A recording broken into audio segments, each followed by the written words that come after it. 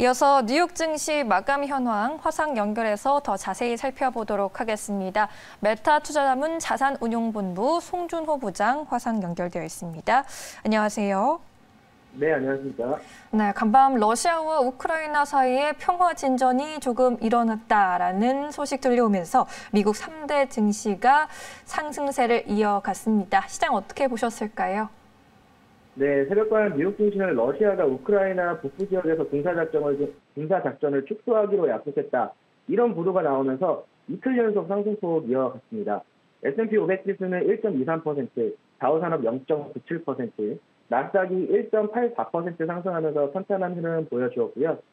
6주 전에 많은 전문가들과 투자 전략가들이 러시아와 우크라이나의 문제와 인플레이션 그리고 긴축 사이클 진입 등으로 인해서 시장이 추가 하락을 좀 할 거다 이렇게 예측을 했을 때 제가 이 방송에 나와서 시장에 폭락은 오지 않을 것이고 오히려 상승 쪽으로 반등이 나올 거다 이렇게 예측을 드렸었고요.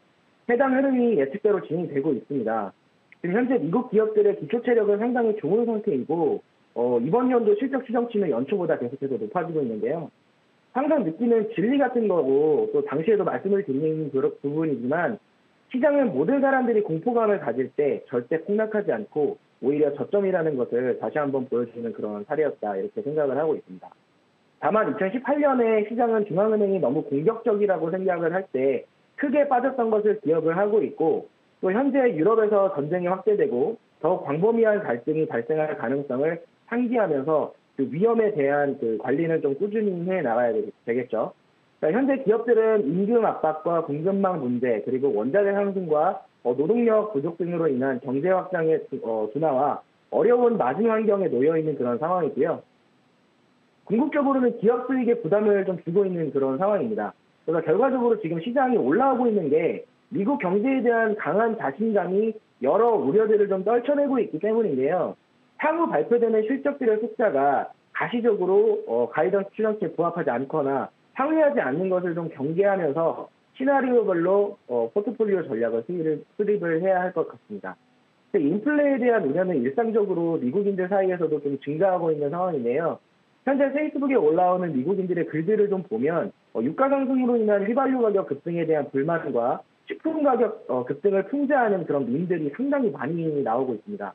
미국의 소비자 신뢰 지수는 3월에 여전히 높은 수준 유지하고 있기는 한데 응답자들은 인플레이션, 특히 높은 가스 가격과 우크라이나 전쟁에 대해서 낙관주의가 이전보다는 좀 덜하다 이런 반영을 좀 하고 있습니다. 3월 소비자 신뢰 지수는 2월에 80.8에서 76.6으로 하락을 했습니다. 미국의 일자리 창출은 지난달 감소하면서 사상 최고치 구간에서 소폭 후퇴를 했고요. 고용주가 더 많은 근로자들을 코로나 팬데믹으로부터 다시 불러들이기 위해서 고군분투하고 있기는 하지만 공석에 대한 부분이 여전히 신규 고용을 훨씬 앞지르고 있습니다.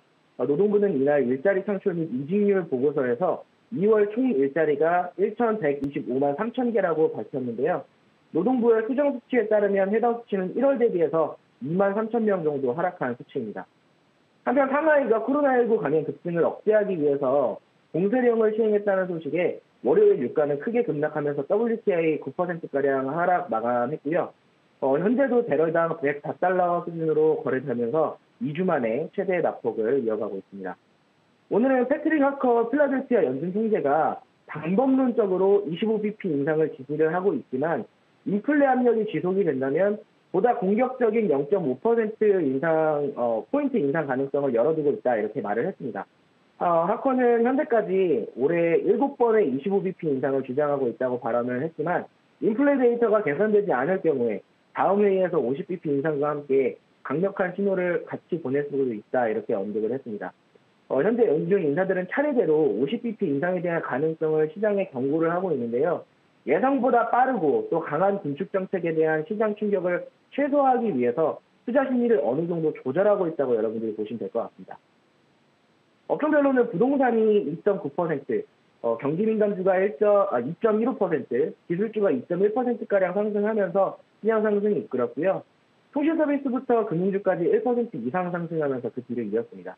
오늘 원자재와 에너지 섹터는 유일하게 보합 수준 보이면서 마감을 했습니다. 네, 이번엔 뉴욕 특징지도 좀 짚어보겠습니다. 테슬라와 전기차 관련주, 반도체주 등 기술주의 상승이 돋보였는데 이 밖에 또 볼만한 종목 있었을까요? 네, 오늘은 온라인 증권 중개 플랫폼인 로빈후드를 좀 볼 건데요. 시장 전과 시간 내 세션에서도 주식을 좀 거래할 수 있도록 사용자의 거래 시간을 동부 표준시 기준으로 오전 7시부터 오후 8시까지 연장을 한다, 이런 소식을 전하면서 오늘 24% 이상 급등하면서 주당 15달러 91센트로 마감을 했습니다. 로빈후드는 시장 개장 전 오전 7시에 앱에서 사전 거래가 가능하고, 또 시간의 거래는 동부 표준시 기준으로 오후 8시까지 4시간을 추가를 하면서 플랫폼의 투자자에게 추가로 장전과 장후 포함 총 6시간 30분의 거래 시간을 제공한다고 전했습니다. 회사는 연장된 거래 시간의 이유로 미국 주식 가격에 영향을 미칠 수 있는 일부 회사들이 장 마감 이후에 분기별 실적을 발표하는 이런 행태들과 또 아시아와 유럽 증시와 같은 이런 해외 시장의 활동을 실시간으로 좀 반영을 하기 위해서다, 이렇게 언급을 했습니다. 로빈후드는 중개 수수료 완전 무료를 제공하면서 미국 대학생 그룹들을 필두로 매우 높은 성장률과 시장 점유율을 기록하고 있는 그런 회사인데요. IPO 직후에 140%나 급등을 하면서 시장에 놀라움을 선사를 했었지만 그 이후에는 또 현재까지 꾸준하게 하락을 하다가 최근 주가의 장기적인 추세가 상승을 시작하는 흐름으로 바뀌고 있는 모습이 보이고 있습니다. 사실 동사는 기술 혁신보다는 비즈니스 모델의 혁신으로 성장하고 있는 회사지만 동사의 강한 성장세는 계속해서 이어질 것으로 분석을 하고 있고요. 투자 매력도가 상당히 높을 것으로 그렇게 예상을 하고 있는 그런 회사입니다. 네, 지금까지 송준호 부장이었습니다. 고맙습니다. 네, 감사합니다.